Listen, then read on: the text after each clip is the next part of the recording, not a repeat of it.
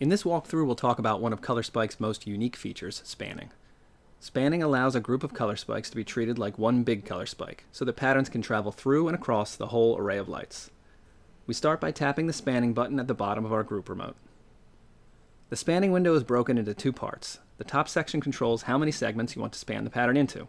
By default, this number is the same as the number of color spikes in your group, in this case 4. There are also buttons here to restart the pattern and refresh all the spanning settings.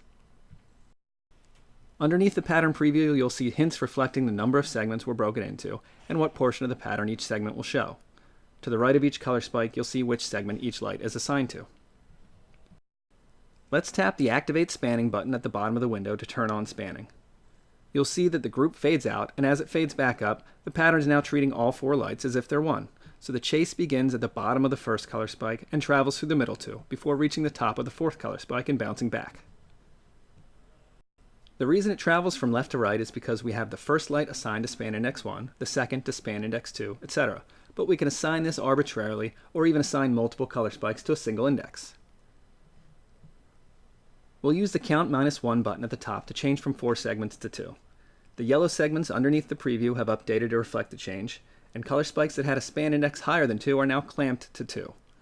The pattern begins on color spike 1 and then moves on to color spikes 2, 3, and 4 because they have the same span index. Let's manually change the span index for color spike 2 to match the first light. Tap the span index indicator next to the color spike you want to change.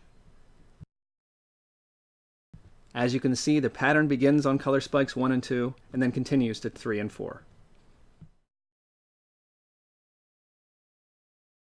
Closing the span window, we note that all of the other remote functions work normally in spanning mode.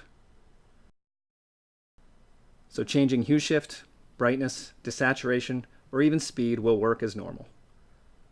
Spanning even persists through a change of pattern.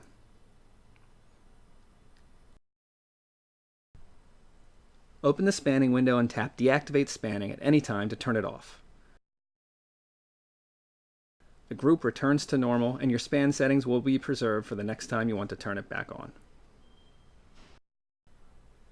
Thanks for watching. Be sure to check out our other tutorials. If you have a specific question, feel free to reach out on Instagram or Twitter at Colorspike, or using the contact form at colorspike.com.